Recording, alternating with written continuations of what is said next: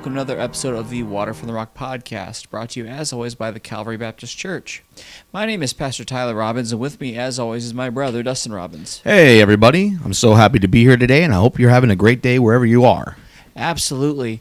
I know that we just crossed over into November. Happy Daylight Savings, and to all the people who get to enjoy that. And tonight I'll be looking forward to getting an extra hour of sleep. So, you sound like you're a little under the weather. You have the sniffles or something? Yeah, I do have a little bit of the sniffles, but more importantly, right before we started recording, I thought I was going to sneeze. Oh, I hate that. Yeah, and so you get the feeling that you're going to sneeze, and it drives you nuts because you can't. Exactly. So I got the build up for the sneeze that never ended up happening. So exactly miserable. But anyway, what's new with you, Dustin? Oh, nothing much. Nothing much. Just enjoyed the week, and I actually grilled some steaks before I came in today. So hopefully, when I get home, wonderful. Well, my wife and I try to treat ourselves at least once a week, to something nice. So I got some steaks, and it cost me almost an arm to get them, but I got some steaks, and we grilled them up. And hopefully, by the time we get done with the podcast and get home, they'll be ready to eat. So, all fun and all fun. She also made parm bread. Oh yeah, I can't wait. Parmesan bread. Yep. Yeah. Well, I'm not sure what we're gonna do yet, but we're talking about celebrating this afternoon and trying to find something to eat, and we'll see how that goes. But anyway, what's been going on with the church and everything? Oh yeah. So as you guys know, we're entering into November now, and we have the turkey giveaway going on right now, and that just kicked off. We started circulating flyers today. We've already had people call to sign up to get a turkey. That's awesome. And if you guys remember, I've talked about it before, but every year, this will be our third year in a row. Excuse me. This will be our third year in a row where we've given away not just a turkey, but all the things you'll need for a turkey dinner, and like stuffing and corn and gravy and such. So rolls and all that deliciousness. Exactly. Including the turkey. Exactly. So that's kind of what I'm looking forward to, and looking forward to getting that done. And then see here, tomorrow I'm going to be teaching in a class, and we take turns. Me and my brother take turns on Sunday afternoons at 5:00. We have an extra class that's not a church service per se, although it is a church service. It's not like a Bible service essentially. And I'll be teaching the part 2, the second section of a class I've started called Biblical Geography. And what this is it's looking at the geography of the Holy Land and to understand why the Holy Land is the way it is, where the people come from, and all that stuff. And I'm looking forward to doing that. And I'm looking forward to teaching on that. Last week we were able, or excuse me, not last week, I do this class once a month. And anyway, whenever we did it last time, we went from Genesis and trying to figure out where the Garden of Eden was all the way up to the mountains of Ararat. And so we weren't able to get a whole heck of a lot done. And so this week I'm going to be looking more toward the spreading out of Ham, Shem, and Japheth and their kids and stuff like that. So that's kind of exciting, and I'm looking forward to doing that. I'm really excited. It's a class that is something that I really have enjoyed, just kind of the taking on. It's a big, big bite, but I enjoy it. So that sounds awesome. I'm happy to hear that. How's the school doing this week? Well, we crossed over our first quarter, and it's going well. And last time we talked, you said they were going to have a fun day. How'd that go? Oh, well, you caught me on a yawn. Oh, sorry about that. It's all right. You caught me on a yawn there. Fun day went really well, and just had a good time of just goofing off together, and we're looking toward the end of our missions project, so that's fun. And if you guys don't know, every year we have the children, I shouldn't say children because there's a lot of young adults in there too, but we have the students, I should say, go through and they pick a country of their choice. And whenever they do that, they have to prepare I shouldn't say a story, but a lesson on their country.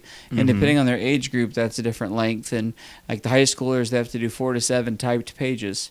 And I give them specifics on what kind of font they can use and how big the type has to be, and then they have to prepare a meal from their nation, and just like an entree or a dessert, and they serve those to the people of the church. And they put up a display board, and they talk about their nation. They get quizzed, And it's just teaching them the kind of pressure that missionaries are under. This year, I've taken it a step farther, and I've required all the children to try to find a missionary in their nation.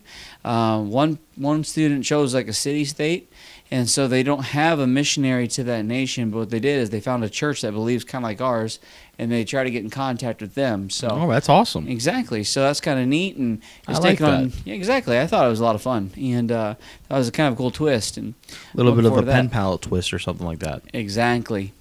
Okay. But yeah, that's kind of what's going on right now. I'm really excited about some of the developments there, and watching things grow and change and develop. So.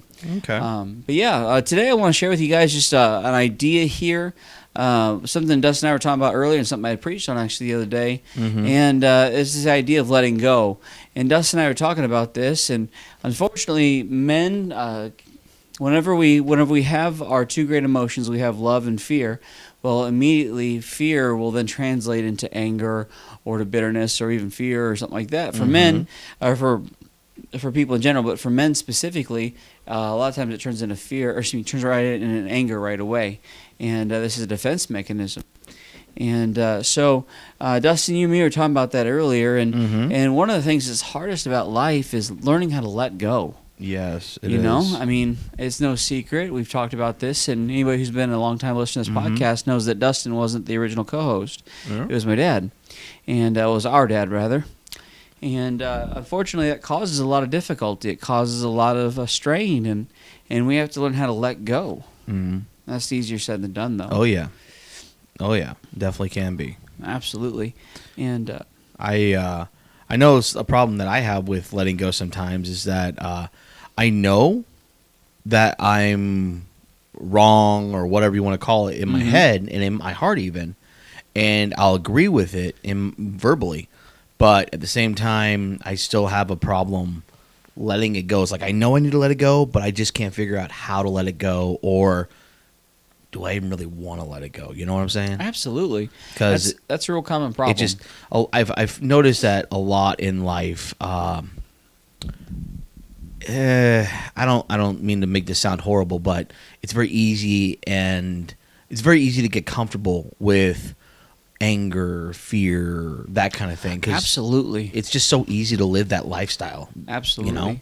It is so easy to become comfortable Exactly. and complacent in a Exactly. place of pain. So then when you like, I need to let this go. I know I need to let it go. How do I let it go? You know. Absolutely. It's like sometimes you just need like a step-by-step process because it's just difficult. It really is, and especially when you're going through a hard time where you feel like you're justified. Mm-hmm. It makes it 10 times harder. Absolutely. It really does. And in a situation like we're going through with my dad, grief also is a great justifier. Yep. And, it's easy for us to slip the bond of grief into there. And it's hard not to do, And Absolutely. mankind always looks to put things into buckets and put things into an account and try to balance things out. Sorry, just a second here. I'm not sure who's calling me. Okay. Yeah, I'm going to call them right back here. Finish this up first. But anyway, my phone started ringing. I apologize. But anyway, but it's really easy for people to get stuck in these boats and get stuck in these misunderstandings and then not understand why that they can't seem to get free. Mm-hmm. The short answer is you got to let go. That's impossible to do sometimes. It's easier said than done. And that's kind of what I want to bring you guys to, is kind of what I was talking about, bringing all the way back to what I talked about on Wednesday night about forgiveness, and essentially whenever we are angry, it's you saying, I don't want to experience this, or I shouldn't have to experience this. Mm-hmm. Both of those things are rooted in fear. And whenever we're afraid, what that is saying is we've lost confidence in something, we've lost comfort in something, we've lost trust in something, and we're unstable, we're unsure. And so what we then have to deal with is how do we get that back? And the truth is we don't need to get that back. Sometimes people break our hearts, sometimes people offend us, sometimes people hurt us. It's not our job to get that back. No, it's not. But yeah, you're right. Hey, check your battery. Make sure your battery's dead. Okay, good. I can kind of hear my feedback a little bit. I wasn't sure if it was a problem for fine. you. So, go ahead. No, but I just had a question. Like, we talk about forgiveness and letting go. Like, you're supposed to forgive the offender. You're supposed to forgive the offended because you hurt yourself when you just take that anger in. I get that. You forgive that God and everything, but at the same time, like take for example, Dad. We've been talking about Dad. Mhm. Take for example, Dad. Now I've come to terms with Dad going home. God healed him, and God gave him his reward. I've come to terms with that. I've been okay with that, but at the same time, I'm still struggling with, everything that went down. Mm-hmm. And I've forgiven it, but I'm still struggling with that. So have I really, truly forgiven that point? Because there's always going to be a little bit of hurt. Like, I really miss him. I'm really hurt by that. Is that, would that still be called forgiven, or forgiveness, or have you never truly forgiven it? How do you see what I'm saying? Mm-hmm. How do you find the balance there? Because, No, I see what you're saying. That's a really. Let me put it this way. It is easy for a person to get to the point where they can see the problem. Well, not easy. It is easy for a lot of people. Some people are so bound up in their own truth that they can't see the real truth to save their life. okay, so if people are really wanting to experience difference and change and help. Exactly. Okay. And so that'd probably be the best way to say that. If people are truly willing to try to change and grow, that's different. Mm-hmm. And unfortunately, what we see a lot of times is people don't want to change. They don't want to get better. What they want is for someone to listen to their problems. And that's fine. But I'm in the business of restoration and healing. I want to see you do better. I don't want to see you flounder. Okay. So that's just a whole different ballgame. But say they're in that position and they want to be free, but they're struggling with it. I mean, like I told you, with our dad, the reality is that's the way life is supposed to go. Parents are supposed to be, planted by their kids, and that's just a part of life, and that's just the normal flow of things. Now, sometimes the parents have to bury their children, and that's horrible. Yeah, that's not something I'd wish on anybody. And but anyway, it's the natural flow of things. You could take some comfort in that, but also to take a step farther, what we must understand is this: when it comes to dealing with those things, it is natural to miss them. There is nothing wrong with missing them, and there is especially nothing wrong with grieving. Okay. When grieving becomes a problem is when it gets out of balance and you can't get past it. We see this in the Bible illustrated both ways. We see David weeping over his sin, over the fact his sin is going to cause the death of his unborn child he had with Bathsheba. And then once the child dies, I think it's 7 years old. I think it's 7 days old. I can't remember exactly. What do we see? David quits his mourning. Yep. He returns back and he washes and puts on new clothes and he goes out. And what we see otherwise is on the other end, Jacob had 12 sons, and at the time he had 11. And Joseph went missing, and they said, well, this is all we found, which is his ripped up robe with blood on it. And immediately Jacob assumes the worst. And what happens? We fast forward 40 years. We find Joseph is alive and ruling in another country. Yeah. He's doing wonderfully. He's excelled so well. Yet, what did his brothers say? Oh, I can't ever hurt my dad again. He's never gotten over you. I can't remember if it's Jacob who turned to Israel. I think his name is Israel now. But anyway, I can't remember if it was Jacob or if it was Joseph, or not Joseph, but one of Joseph's brothers that said his life was consumed with the lad. And what that meant was Jacob could not get over the loss of his son. I think it was Jacob that said that, but yeah. Well, either way, the truth is still the same.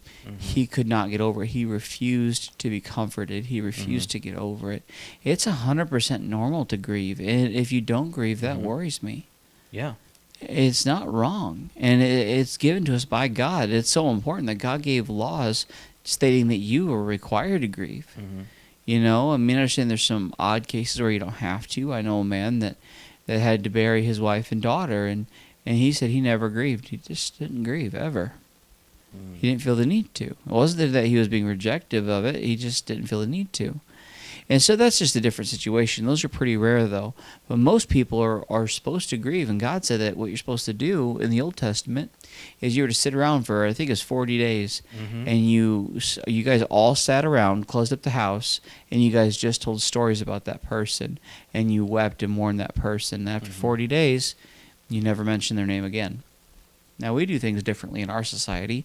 We like to monumentalize people, and in some cases, rightfully so. I mean, I love my dad, and there's a lot of great things he did, and he was a fantastic pastor. He's a fantastic dad. He's a fantastic friend. There's a lot of things about my dad that were great. But my dad would, if he was here right now, would tell you, don't you dare let your life be consumed with mine. Do not be that fool.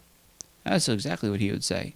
Mm-hmm. And then he'd also go another step farther and say, don't you dare let your life be consumed with greed, hate, fear. Yep. Don't ever let your life be consumed by those things. Instead, let your life be consumed with God. Yep. I remember talking to my dad about it all, and he told me, he said, oh, drop my phone, sorry. Anyway, he said that we must trust only in God. And I told my dad, I said, I love you more than anything in this world, Dad. And he said to me, oh, no, you don't love me that way. You love God that way. And my dad was always that kind of person, always directing people to the Lord. Absolutely. And because of that, I've been able to take solace in it. Mm-hmm. I've been able to stand strong in knowing that God is good, even in the midst of hard times. Mm-hmm. And so the truth is, how to get through these things is by forgiving the hurt. Now, when we have someone who's offended us or hurt us, or we've gone through a hurt, there are three people we have to forgive: the offender, Yep. the offended, and God. Yep. So we'd forgive the person. So say that someone crashes into my car. I go to pull out of the parking lot, someone hits my car. It's their fault. I forgive that person. I forgive me for not looking or whatever happened, Mm-hmm. And then I forgive God. God, you let me be in the situation. I'm not going to hold you accountable. I know you have a will in this pattern or in this situation. I'm going to trust you, and I'm just going to try to follow your will as best I can. Right. Thank you for letting me be able to talk to you today and rest in the fact that you got me. Right. And that will be the end of it. For some people, they can't do that. Yeah, it is hard. Oh, absolutely. I understand. I've been that person.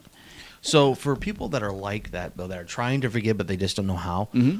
what would be the first step? Like take me. I can't just be like, okay, boom, I'm done. I forgive it. I'm good. I have to go through like a step-by-step process. So how would you do that step by step for those that can't figure it out? No, that's okay. I would say the first step is realization. The first step we have to do is the Bible says, whatsoever a man soweth, that shall he also reap. Right. But the Bible also says that, I forget exactly what it says, but essentially, he that liveth by the sword shall die by the sword. Yes. Yeah. I Or believe shall that- also perish by the sword. I think that's how it says it. Yep. What he's saying there in both those passages is a simple truth. What you do is what you're going to have done to you. And so I always want to be able to have the forgiveness of God. I need the forgiveness of God all the time. Right. I'm not going to put that in jeopardy by refusing to forgive someone else. But more importantly, I don't want people to even think about those people. So, Dustin, say you're deeply offended with your mother-in-law. Yeah. Okay. She didn't get me McDonald's. She got me Wendy's. Hey, that's a blessing. And Oh, okay. In that case, she served me dog food instead of steak. There we go. so she served you your steak. And You terrible. We're gonna interrupt this podcast for a commercial break. Don't mind the noises in the background. so anyway, yeah, I'm on a tangent. there in Anyways, my I'm mind. offended with my mother-in-law. Yeah. So you're offended with your mother-in-law, and it's a deep offense. You Okay. find out that she's been undermining your relationship or something. Okay. Okay. You have two ways you can engage this. I'm angry with her, so I'm going to lash out, or I'm going to forgive. Okay. And some people say, well, there's a third option. You could just sit and stew, and that would be correct to some degree, but I still consider that a part of being angry. Wouldn't that be hurting yourself though in the long process? Definitely. Okay. Whenever you don't forgive someone, it's like holding broken glass in your hand, and then you're squeezing it. Look what you're making me do. You're making me squeeze this broken glass. Well, it's cutting you, not the person.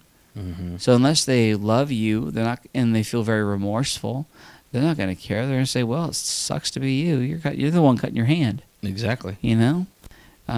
But anyway, What I try to do is I don't even want the person to even think about that person. So Dustin, you're in the situation. You're mad at your mother-in-law. Okay. Whenever you want to engage that, the first thing you do is call into account how you've been forgiven. Okay. All right, I've been forgiven, and I let God remind me of things that He forgave me of. Well, He forgave me for speeding. He forgave me for my laziness. He forgave me for being angry. He forgave me for this. He gave me for that. And I just sit there and I enjoy God's forgiveness for a moment. And then I re-engage with that person. The Bible says, and I think it's Psalms 37, for He tosses his sin as far as the east is from the west. He separateth me from my sin as far as the east is from the west. And so what I do next is I engage with the fact that the person is more important than what they did. And so, like, say your mother-in-law, you were close to her at one point, and then she does these things, and it's like, oh my gosh. I then begin to explore that relationship. Well, where did we go wrong? What happened? Where was the breakdown? Okay. At what point did I offend her, or she feels like this was necessary, or that she had the right to do this? And so I dive these things, and I don't mean I'm sitting down and I'm, running a montage, running yarn across the wall and looking at different pictures and documents, stuff like that. That's not what I'm talking about. I'm talking about I just do this all in my mind when I'm sitting there. Okay. And then when I get through all these things, I need to try to figure out how I'm going to repair the relationship. So the first thing I'm going to do next is I'm going to separate that person from the sin. I'm going to then look for the failure in the relationship. I'm going to try to fix it. The last thing I'm going to deal with is the actual offense. Because once the relationship is healed, the Bible says love covereth a multitude of sin. Yeah. Okay, I'm following so far. Mm-hmm. So I'll give you an example. There's a very famous example of John Paul II. He's a pope. He's riding along in the Pope Mobile one day, and I think it was 1970 or 1972, and I believe he was in Sao Paulo, Brazil. I can't say it. Okay. I believe. Don't quote me on that. I could be completely wrong. Could have been Buenos Aires. He was somewhere. Exactly. Somewhere in the world. And a guy runs up to him and shoots him. Shoots him, I believe, in the chest. And John Paul II survives. Really? Yes. And the guy, he says he forgave him. Like, why are you still in the hospital bed? I forgive this man. He believed he was doing something right. He's obviously mentally off. Disturbed, Yeah, disturbed. And so what he did next was this. He then appeared and wished that man a pardon. I'm trying to think of the word. He testified on that guy's behalf. Wow. Yeah. Well, that's just forgiveness. That man repented of his violence and apologized to the Pope, and then he, when John Paul II died, that man was at his funeral and stayed by his casket for a number of days afterward. Really? And said that man truly knew how to forgive. Wow. And obviously, I mean, we're Baptist, we're not Catholic, but it's just a famous example of forgiveness. It's a great example. What he did is he disengaged from the problem. Yeah. He separated the hurt from the person. And then he recognized the spiritual problem, the emotional breakdown, the mental breakdown, the relationship destruction. Whenever we understand that 99% of those things all come from a spiritual problem, we then engage the spiritual problem, we deal with it, we fix the emotional problems, we fix the break between myself and that person. And then what do? I deal with the problem last. Why? Because my love for that person has been restored. The love for them, the love for me from them has been restored. There's been a meeting of emotion. Now that that's been done, we can deal with the kind of, I wouldn't say the root cause, but what brought it all to pass, which is the incident. Okay. When we do this, it breaks us free. Love covereth a multitude of sin. It becomes so much easier to break free. Okay, I'm following so far, but let me ask you once again, what if you forgive everything? Mm-hmm. You're good, but you're still sore about it and you're still remembering it. So, like, dealing with... Is that truly forgiving at that point? Dealing with the situation by situation, I would say the answer would vary slightly. If you have forgiven, you've truly forgiven, the devil is going to try to get you to pick that back up. And so he's going to do everything he can to influence you to live opposite of the will of God, which is to forgive. Yeah. So he'll remind you, when you forgive something, it needs to stay forgiven. We need to let go of that thing. And we always say that repentance is the idea of wanting to be forgiven, asking for forgiveness, repenting of it or saying you're sorry, and then turning away from it. Mm-hmm. What I think is this. I think that you should kind of follow something similar when it comes to forgiving someone. Forgiving yourself, forgiving God, forgiving the person who hurt you. It is simply you going to God and saying, this has been enough. Okay. I give this up. Okay. Mm-hmm. And so what I do is I do that. Now, depending on the situation, the devil will try to drag it back up. But if it's something that's big, like our dad or something like that, it's going to be normal to miss him. Do not equate sorrow and missing and things like that to anger and unforgiveness. It can be a tool by the devil to open those doors back up. But what I find most of the time is that doesn't happen. Most of the time what it is someone just misses him. Okay. I miss Dad. Yeah, I do too. I grieve him from time to time still. But I'm not going to sit around and beat myself up over the time that I didn't spend with Dad. I'm not going to sit around and be angry with my dad for leaving earlier than I wanted. I'm not going to be angry with God for doing what God deemed best. God's in control. And He knows best. We think we do, but He does. You're right. I just got to rest in that, man.